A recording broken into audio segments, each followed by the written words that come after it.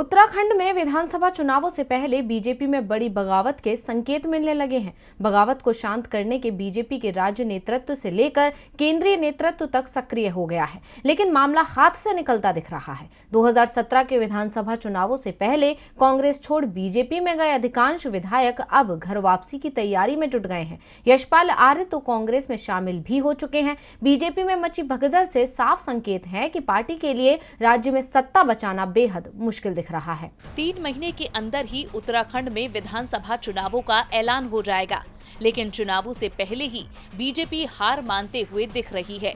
पहले तो 6 महीने में ही 3 बार मुख्यमंत्री बदले गए।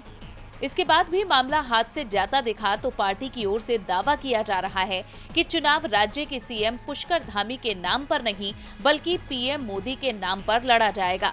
वो ही चुनावों में पार्टी का चेहरा होंगे, यानी बीजेपी की प्रदेश सरकार 5 साल के अपने कार्यकाल के नाम पर नहीं बल्कि मोदी के नाम पर वोट मांगेगी। उत्तराखंड के मंत्री हरक रावत तो पहले ही कह चुके हैं कि सरकार में मेरे मंत्रालय का काम एकदम खराब रहा, मैं कोई काम नहीं कर पाया, इतना खराब परफॉर्मेंस मैंने कभी नहीं दिया। ऐसा सोचने वाले हरक रावत अकेले मंत्री नहीं हैं। उत्तराखंड सरकार के कई मंत्री ऐसा ही सोचते हैं। हरक रावत के बीजेपी छोड़ कांग्रेस में जाने की अटकलें लगातार तेज होती जा रही हैं।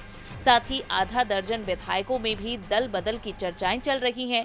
कांग्रेस के वरिष्ठ नेताओं से हरक रावत की मुलाकातों की तस्वीरें भी वायरल हो रही हैं, जिसके बाद बीजेपी भी हरक रावत को अपने पाले में बनाए रखने में जुट गई है। केंद्रीय गृह मंत्री अमित शाह, बीजेपी के अध्यक्ष जेपी नड्डा, उत्तराखंड के मुख्यमंत्री पुष्कर सिंह धामी, बीजेपी प्रदेश प्रभारी दुष्यंत गौतम के साथ रावत की इसी महीने मुलाकातें हुई और अब प्रदेश अध्यक्ष मदन कौशिक ने हरक रावत को तलब कर लिया। कौशिक ने रावत से स्पष्ट करने को कहा कि वो किस पार्टी के साथ हैं। दरअसल हरक रावत के इन दिनों कई बयान और वीडियो वायरल हो रहे हैं, जिसमें वो अपनी ही पार्टी के कामकाज पर निशाना साध रहे हैं। मदन कौशिक से बातचीत कर बाहर निकले हरक रावत से जब पत्रकारों ने कांग्रेस में जाने को लेकर सवाल किया तो रावत ने कहा, मैंने बीजेपी अध्यक्ष मदन कौशिक से कह दिया है और वो खुद भी जानते हैं कि जब कोई बात होगी तो मैं उन्हें बता दूंगा कि मैं ऐसा निर्णय लेने वाला हूं। मैं बीजेपी में हूं, लेकिन भविष्य की गारंटी नहीं ले सकता। गारंटी तो हमारे जीवन की भी नहीं है, तो फिर मैं कैसे किसी चीज की गारंटी दे दूं।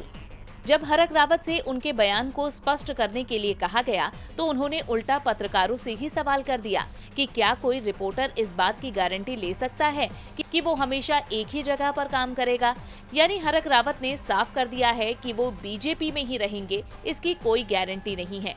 हाँ, उन्होंने इस बात की गारंटी जरूर ली कि भविष्य में वो कांग्रेस नेता हरीश रावत के खिलाफ कुछ भी नहीं बोलेंगे। डीबी लाइव की रिपोर्ट।